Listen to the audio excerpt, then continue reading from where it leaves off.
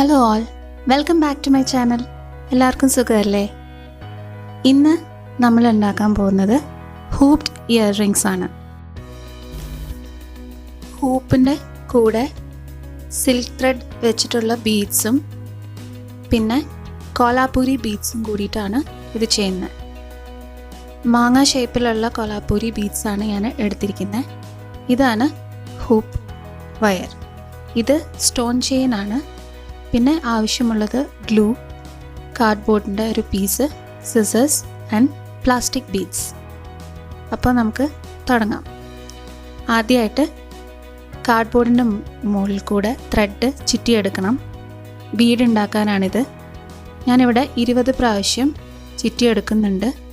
എന്നിട്ട് അത് ബീഡിൽ ഒട്ടിക്കണം. അതിൻ്റെ ഒരെൻഡ് ബീഡിൽ ഒട്ടിക്കണം. ഇത് ഉണങ്ങാനായിട്ട് കുറച്ച് നേരം എടുക്കും.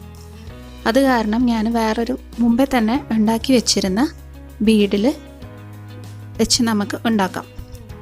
അതിനായിട്ട് സിൽക്ക് ത്രെഡിൻ്റെ മറ്റേ അറ്റം ഈവണായിട്ട് കട്ട് ചെയ്ത് അവിടെയും ഗ്ലൂ ചെയ്യുക. എന്നിട്ട് ഈ ബീഡ് ഫുൾ ചുറ്റിയെടുക്കണം.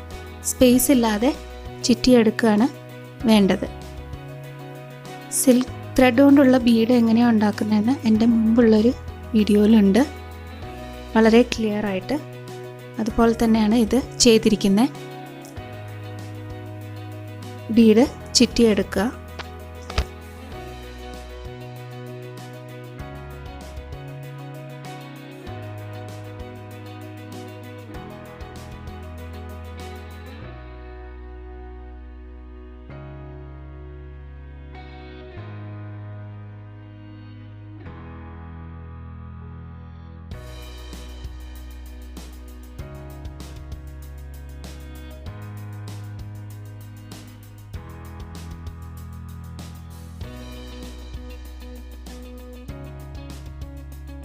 ഇപ്പോൾ നമ്മുടെ സിൽക്ക് ത്രെഡ് ബീഡ് റെഡി ആയിട്ടുണ്ട്.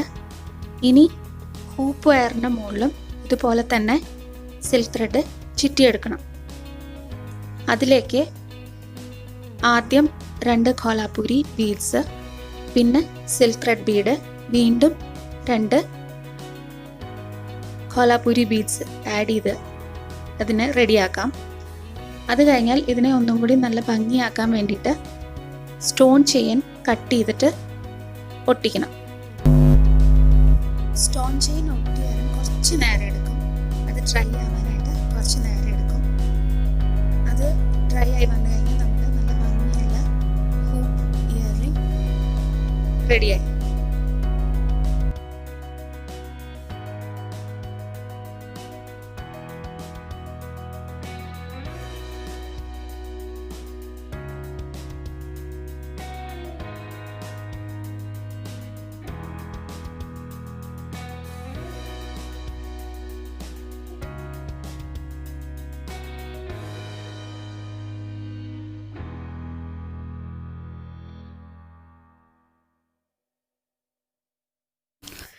വളരെ ഡിഫറെൻ്റ് ആയിട്ടുള്ളതും എന്നാൽ സിമ്പിൾ ആയിട്ടുള്ള ഹൂപ്പ് ഇയർ റിംഗ് ഇവിടെ റെഡിയായി. ഞാനിവിടെ 3-4 കളറ് ഡിഫറെൻ്റ് ആയിട്ട് ഉണ്ടാക്കിയിട്ടുണ്ട്. എല്ലാവർക്കും ഈ വീഡിയോ ഇഷ്ടപ്പെട്ടെന്ന് വിചാരിക്കുന്നു. അടുത്തൊരു ഇൻട്രസ്റ്റിംഗ് വീഡിയോ ആയിട്ട് കാണുന്നവരേക്കും goodbye and take care.